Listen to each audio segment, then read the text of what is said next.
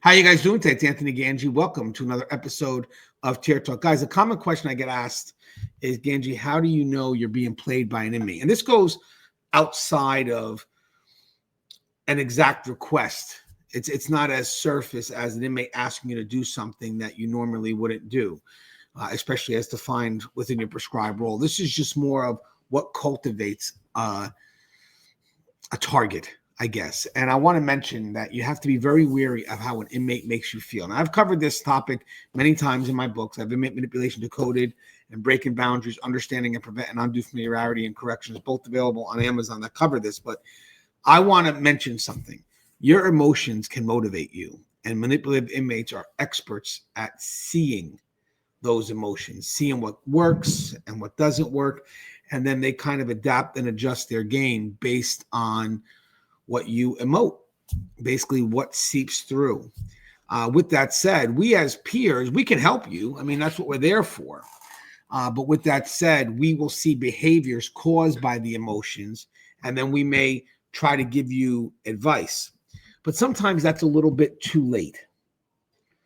Sometimes you already believe in the route that you're taking, and therefore, when we go to assist you and let you know that, hey, you may be getting too close to this inmate, that can actually have an opposite effect for us, where you may want to now contest that by actually bringing the inmate closer, only because you've already justified what you've been doing thus far.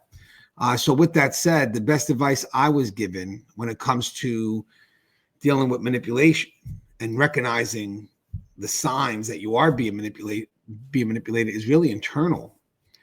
It's what you feel during that interaction. Now, granted, there's another caveat to that I would like to add.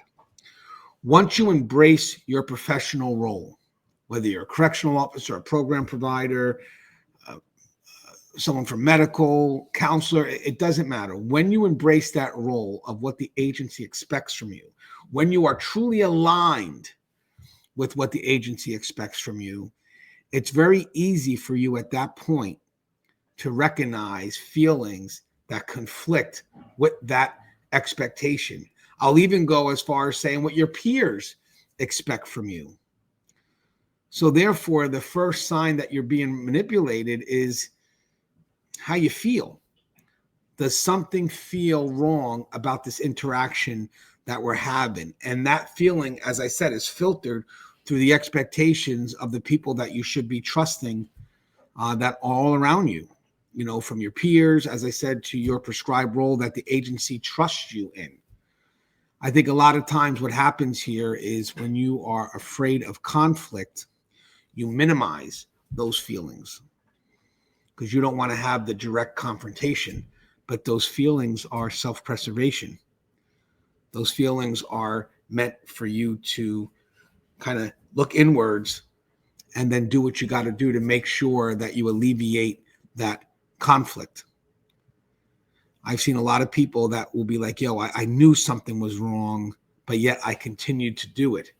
And the reason being is you may even have embraced the role, but at that point you were not ready to have that moment of conflict, that moment of confrontation. And that has to happen. Once you feel it, then you have to know what you got to do to now correct it. And that will be a moment where you're going to have conflict or confrontation with that inmate.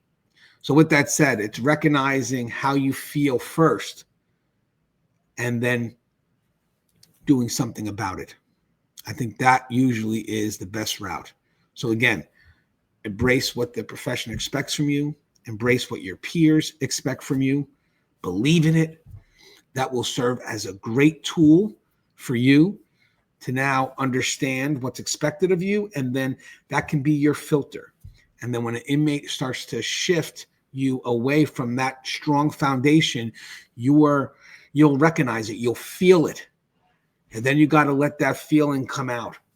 And you can't be afraid to have that confrontation or that moment of conflict with the inmate, telling that inmate at this point, whatever you're trying to do is not going to work. I'm not here to be your friend. I'm here to do my job and hopefully go home at the end of the day. Remember, in the real world, having emotions it's needed. Obviously, it creates empathy. It's a tool that we have to build better relationships with people. But with that said, if it's not controlled in the prison setting, the inmates can make that tool into a weapon, and you have to protect that from happening. And that's plain and simple. As always, guys, the show is Tear Talk. If you haven't, please subscribe, interact, engage, comment, hit that bell. Bell's going to notify every time I post a video. Stay safe.